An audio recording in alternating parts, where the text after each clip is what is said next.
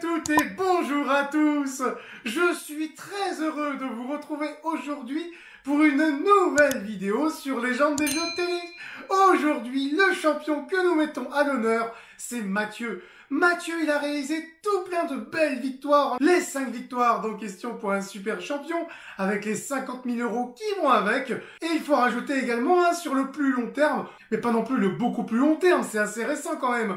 En 2021, Mathieu, il a remporté le tournoi de Noël. Mais quelques petits mois auparavant, Mathieu, il avait remporté 8 victoires dans Question pour un champion. Oui, il a su profiter quelques petits mois après l'évolution de la règle de cette possibilité d'aller au-delà des 5 victoires. C'est le premier homme en quotidienne à franchir la barre des 5 victoires. Il a remporté du coup, grâce à Question pour un champion, pas moins de 71 700 € de gains en l'espace de 2 ans. C'est un sacré beau pactole. On va revenir avec lui sur son beau parcours dans Question pour un champion. On va également revenir sur les autres jeux qu'il a pu réaliser par le passé, sur les futurs jeux qu'il envisage de faire, les clubs et les tournois auquel il est très présent. On va revenir sur tout ça avec lui, car la bonne nouvelle, c'est qu'il est à mes côtés pour réaliser une interview sur Légende des jeux télé. Bonjour Mathieu. Bonjour Jean-Baptiste. Ah Mathieu, quelle belle émotion lors de votre 5e victoire dans Question pour un super champion il y a peu. Qu'est-ce que ça fait d'enchaîner vos victoires en 2021 et votre grande victoire en 2023 dans Question pour un super champion? Alors, l'enchaînement est assez inattendu puisque j'ai aussi gagné en 2021 8 victoires en quotidienne avec une première cagnotte. Mon parcours au Noël des champions avait déjà été extrêmement inattendu puisque je voyais énormément de candidats que je connaissais de vue en face de moi et je voyais un peu l'ampleur de la tâche que j'avais en face de moi. Je pense notamment à Yann que j'avais croisé lors de ma première participation à Super Champion. Donc voilà, je me pensais complètement hors du coup en arrivant sur cette compétition. Et Super Champion était pour l'occasion l'occasion de revenir sur le plateau et voilà de m'amuser, de jouer à ce jeu que j'adore. Et bon voilà, ça s'est bien terminé d'une manière aussi que je n'aurais pu imaginer au moment de commencer le premier tournage. Mais voilà, je suis ravi de ce parcours et aussi du retour, de l'accueil que j'ai pu avoir après ma participation, notamment dans le lycée où j'enseigne, où ça a été assez, voilà, ça avait été sympa comme retour. Pourriez-vous, Mathieu, nous raconter votre parcours dans Question pour un champion depuis votre première participation? Ma première participation à Question pour un champion, elle est ancienne, elle date de 2013, si je dis pas de bêtises, où j'avais perdu assez rapidement, j'avais perdu aux 4 à la suite. À cette occasion, il y avait aussi un candidat qui tentait de gagner la cagnotte. Voilà, j'avais fait un très mauvais choix aux 4 à la suite que j'avais pas réussi, voilà, à assumer devant Julien Lepers. À l'époque, c'était Julien Lepers. La deuxième fois que j'avais participé, j'étais pas passé très loin de remporter la cagnotte. J'avais gagné 4 fois et voilà, la fatigue, le stress. Je parle de fatigue parce qu'il faut savoir qu'on enregistre toutes les émissions la même journée, hein. Enfin, on enregistre entre 5 et 6 émissions par jour. La fatigue et le stress de l'enjeu avait fait que voilà, j'avais un peu reproduit le même schéma, c'est-à-dire que j'avais fait un très mauvais choix aux 4 à la suite, malgré le fait que je sois sorti premier aux 9 points gagnants. Voilà, c'était une période, enfin c'était une contre-performance qui m'avait fait un petit peu mal quand même, je dois bien l'avouer. Mais voilà, j'avais réussi à le digérer, j'avais pas brillé à Question pour un super champion après coup. Et j'ai attendu un certain temps quand même, j'ai attendu 5 ans avant de me représenter à Question pour un champion et voilà, d'avoir le succès que j'ai connu, voilà, que ce soit en quotidienne, au Noël des champions ou à Question pour un super champion. Mais bon, voilà, je suis assez... au-delà des gains, je suis assez heureux en quelque sorte de faire un peu partie de l'histoire du jeu, puisque c'est un jeu que je suis depuis très longtemps. Donc voilà, c'est surtout ça qui me satisfait quand je regarde le parcours derrière moi, mon parcours dans Question pour un champion. qu'est-ce qui vous a initialement donné l'envie de participer à Question pour un champion? Alors la première fois, c'était dans un contexte un petit peu particulier. Alors déjà, c'est un jeu que je connais très bien, que j'ai beaucoup regardé, notamment quand, comme beaucoup de personnes, quand j'étais avec mes grands-parents, c'était un jeu que je regardais très souvent, et c'est un jeu que j'avais un petit peu oublié au fil des ans. Et je m'y suis remis assez tardivement dans une période un peu difficile, vu que c'était une période où j'étais au chômage et où je ne trouvais pas d'emploi, donc j'étais beaucoup chez moi, je passais beaucoup de temps chez moi. Et souvent les après-midi donc avaient été l'occasion de regarder Question pour un champion notamment. Et on va dire, c'est ça qui m'a remis le pied à l'étrier. Mais après, ce n'est pas moi qui ai fait le geste de m'inscrire la première fois, on m'a inscrit. Et voilà, donc c'était pas vraiment une démarche qui était personnelle, mais c'est vrai que le fait d'aller sur le plateau, j'avais trouvé que l'ambiance était vraiment très très bonne, très sympa, très conviviale. Et donc voilà, le fait de m'être heurté à, voilà, un mauvais thème de 4 à la suite m'a pas refroidi et m'a au contraire encouragé à y retourner. Et il faut savoir aussi que la première fois que j'étais allé, Julien Lepers avait appuyé ma recherche d'emploi en parlant voilà de ma recherche d'emploi parce que j'étais pas enseignant à l'époque, je cherchais un emploi dans le domaine de la communication et des relations presse et j'avais été contacté par un monsieur qui était l'ancien président du club de Valence, du club Question pour un champion de Valence, qui jouait, qui m'a proposé des missions voilà, pour travailler, pour me faire une expérience et qui m'a aussi en quelque sorte un peu intronisé dans le club de Valence, qui n'est pas le mien, hein, mais je connais très bien les membres du club de Valence. Et voilà, donc je me suis inscrit au club de Lyon peu de temps après, et c'est sûr que ça m'a fait beaucoup d'entraînement pour pouvoir y retourner et pour pouvoir être mieux armé pour affronter les questions de l'émission. Fréquentez-vous des clubs? Participez-vous à des tournois? Pourriez-vous nous en parler, nous dire ce qu'ils vous procurent? Alors ce que j'aime bien déjà dans les tournois, puisque j'en fais quelques-uns, j'en fais assez peu, les bonnes années, on va dire que j'en fais 5-6 dans l'année. C'est quelque chose qui est très sympa parce qu'on rencontre et on retrouve des gens qu'on ne voit qu'à ces occasions, puisque les tournois rassemblent des personnes qui viennent d'un petit peu partout en France, qu'ils soient en club ou qu'ils soient indépendants. Donc souvent c'est l'occasion de voir, pour moi en tout cas, des personnes qui viennent par exemple de Rennes, de Normandie, du club de Paris, du sud de la France. Donc vraiment c'est des grandes réunions de joueurs qui sont extrêmement sympas et que j'apprécie beaucoup.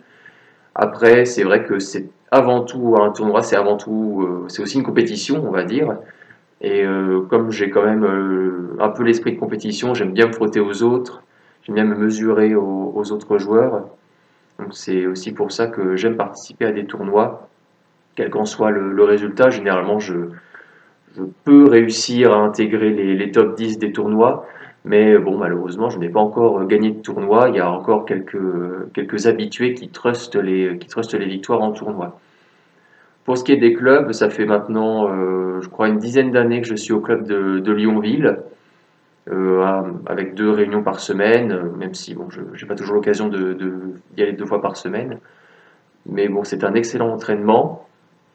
Je pense que voilà, je fais partie un peu maintenant des vieux membres en quelque sorte, puisque on a quand même notre ancienne présidente Danielle qui est toujours là, et puis des membres un petit peu historiques qui étaient là avant moi, mais c'est vrai qu'on a eu pas mal de renouvellement du vivier, on a pas mal de membres qui sont arrivés plus tardivement, et maintenant depuis 2 ans je suis aussi président du club, donc voilà, ça m'a donné un peu une nouvelle mission au sein du club de Lyonville, sans forcément, voilà, sans que ce soit lié à un quelconque niveau ou quoi, c'est lié à ma volonté de m'engager pour ce club.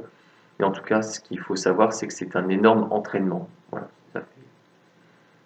ça aide parce que surtout les questions qu'on a en club et en tournoi sont plus difficiles que celles qu'on a à la télévision. L'entraînement en club est-il un atout pour réussir à remporter Question pour un champion? Alors l'entraînement en club, oui, comme je l'ai dit, c'est un très bon entraînement puisque les questions sont difficiles. On se frotte à des joueurs qui ont vraiment un très bon niveau, que ce soit en club comme en tournoi, donc vraiment des joueurs qui connaissent le jeu, qui aiment le jeu. Voilà. Et surtout les avantages du club, il y en a plusieurs. C'est déjà que ça nous permet d'avoir un peu des automatismes sur certaines questions qui reviennent de temps en temps. Et donc ça nous permet d'être armés sur ces questions qui reviennent, sur ce qu'on appelle un peu les marronniers, hein, pour reprendre un peu le vocabulaire de la presse. Euh, Ça permet aussi d'apprendre des choses, hein, tout simplement, puisque les séances de club ne se limitent pas à questions-réponses. Généralement, on aime apporter des éléments en plus, on aime expliquer, on aime développer un petit peu les réponses. Donc les clubs apportent beaucoup à ce niveau-là. Après, c'est beaucoup de bachotage pour certains, c'est aussi beaucoup de mémoire qui se font en plus du tournoi, en plus du club. Après, le club nous aide aussi à travailler des qualités qui sont importantes pour Question pour un champion, par exemple la rapidité sur le buzzer aux 9 points gagnants, par exemple, ou aussi pour les joueurs un peu plus chevronnés à compter les secondes du face-à-face pour savoir à peu près quand appuyer. Ça, c'est vraiment très difficile. J'essaye de le faire, mais je n'y arrive que pour la zone A4 où je sais à peu près quand appuyer. Après, c'est un petit peu à l'aveugle. Mais toutes ces séances en club, en tout cas, nous aident à mieux appréhender la forme et aussi un petit peu les questions qui tombent au jeu. Plus généralement, quelle est selon vous la clé de la réussite pour percer dans Question pour un champion? Euh, je- Par rapport à d'autres jeux, alors déjà pour commencer, je pense que Question pour un champion est un jeu qui est quand même plus compliqué que certains, donc qui requiert un niveau de connaissance qui est supérieur. Après, pour percer, je pense pas qu'il y ait vraiment de recette. Je pense qu'il faut quand même essayer d'avoir des connaissances qui sont assez larges, même tout en ayant des points forts, bien sûr, mais avoir des connaissances dans plusieurs domaines. Moi, par exemple, je suis de base très mauvais en sciences, mais j'ai quand même dû voilà, me pencher un petit peu sur la question pour essayer d'aborder un peu mieux les questions sciences, les questions botaniques, par exemple, sur lesquelles je n'avais vraiment aucune compétence particulière en arrivant la première fois à Question pour un champion ou en arrivant en club. Donc il faut, sans avoir forcément une connaissance encyclopédique de ces domaines-là, avoir quelques notions quand même pour pouvoir répondre aux questions quand les indices deviennent un peu plus simples. Après, Question pour un champion est aussi une émission qui requiert de l'endurance quand même, puisque comme je l'ai dit tout à l'heure, on enregistre plusieurs émissions par jour. Ça va jusqu'à 4 à Question pour un super champion, mais en quotidienne, ça peut être 5 ou 6 émissions dans la journée. Donc il faut réussir à gérer un peu son effort, ce que j'avais pas du tout réussi à faire quand j'avais gagné 4 fois. J'avais entamé la cinquième, j'étais vraiment épuisé, que ce soit mentalement ou physiquement. Et quand j'étais retourné, que j'avais gagné 8 fois, là pour le coup j'avais pris beaucoup plus de temps pour moi. J'avais fait la sieste par exemple après la pause déjeuner. Dès qu'il y avait des temps morts, je m'asseyais, donc vraiment j'essayais de me ménager. Parce que Question pour un champion, on voit l'émission qui est diffusée quotidiennement, mais on ne sait pas toujours comment c'est enregistré. Et quand on a 4, 5, 6 émissions dans les pattes, ça devient très compliqué de rester mobilisé. Donc voilà, rester en forme, ménager son effort, ménager son effort sur la durée, pouvoir tenir dans la durée, c'est quelque chose qui est important pour réussir dans cette émission. Rien qu'en cumulant vos deux parcours récents dans Question pour un champion, vous cumulez pas moins de 71 700 euros de gains. Avez-vous pu réaliser des projets avec ces gains ou en avez-vous en tête pour plus tard? Alors c'est assez amusant que vous me posiez cette question, puisque bon, déjà la cagnotte de 2021 est pour l'instant pas du tout dépensée. À dire vrai, je sais pas trop quoi en faire. J'ai quand même enfin, si j'ai quand même un projet, c'est que je me marie très prochainement, donc ça va permettre de pallier un peu ces dépenses et de combler un peu ces dépenses. Mais après, je pense que ça va surtout être voilà du faire plaisir aux autres, me faire plaisir aux autres, faire plaisir à ma famille, faire plaisir voilà. Mais j'ai deux filleuls par exemple, donc je peux aussi les gâter. Faire plaisir également à mes parents qui m'ont beaucoup soutenu, qui m'ont beaucoup aidé quand j'étais étudiant. Donc voilà, je pense que ça va se faire aussi sur la durée.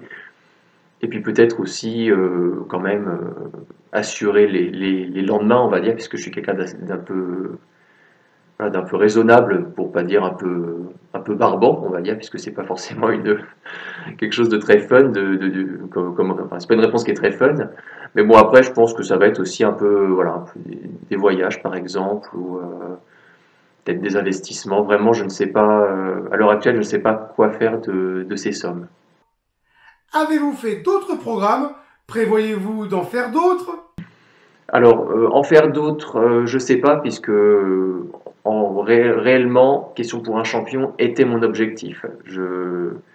Maintenant que j'ai réussi à briller à Question pour un champion, j'ai l'impression d'avoir réussi en quelque sorte une mission, de faire un petit peu partie de l'histoire de ce jeu, et c'est ma plus grande satisfaction personnelle. Je suis un peu fier de faire partie de ce club où il y a tellement de grands joueurs qui sont passés avant moi, que je croise encore en tournoi, et qui eux aussi font ce que Question pour un champion est.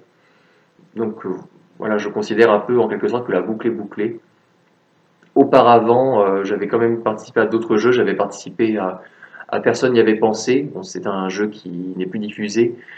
C'était un jeu qui se faisait en binôme et avec mon camarade Jean, que je salue d'ailleurs s'il regarde cette vidéo.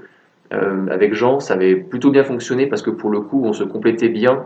Lui est chimiste, donc il comblait vraiment mes énormes lacunes en sciences. Et moi, j'ai plutôt une appétence pour la culture un peu classique, l'art, la littérature, l'histoire, la géographie, par exemple. Donc vraiment, c'est très bien complété et ça avait très bien fonctionné. On avait remporté à nous deux 8 000 euros. Et j'avais également participé à Slam et à Grand Slam où j'avais gagné à chaque fois à une reprise. Après, voilà, pour être honnête, je pense pas que je retenterai ma chance, ou du moins à court terme, à Slam. Parce que c'est un jeu voilà, que j'ai trouvé sympa sur le coup, mais c'est pas un jeu que j'affectionne vraiment particulièrement. Pour les programmes pour plus tard, on va dire, j'attends peut-être de voir les opportunités qui se présenteront à moi. J'avais tenté il y a quelques années de faire le casting de Tout le monde veut prendre sa place, ça n'avait pas été concluant. Donc peut-être à terme retenter le casting, mais autant vous dire que c'est pas vraiment une priorité à ce jour. L'interview touche à sa fin, Mathieu. Un très grand merci d'avoir pris le temps de répondre à toutes ces questions. Est-ce que vous auriez un petit mot à rajouter avant qu'on ne lance la conclusion? Le mot de la fin? Alors le mot de la fin, bah, je dirais que voilà, je vais un peu peut-être répéter ce que j'ai pu dire à l'antenne en fin d'émission, mais aller à Question pour un champion, participer à Question pour un champion, voilà, c'est quelque chose de formateur et c'est un excellent moment puisque les équipes de casteurs, de producteurs sont vraiment tous top. Samuel est une personne adorable aussi. Donc ça compte pour qu'on se sente à l'aise et pour qu'on puisse performer et avoir envie de revenir aussi à Question pour un champion. Donc vraiment, je pense que ça ne peut être que du positif et que du bonus de participer, même en étant pas sûr de soi. La première fois que j'y suis allé, j'étais absolument pas sûr de moi. J'ai réussi à m'amuser, mais je me suis planté. Mais j'ai quand même eu en partant finalement le regret que ça n'ait pas duré plus longtemps et la seule envie de retenter ma chance à terme.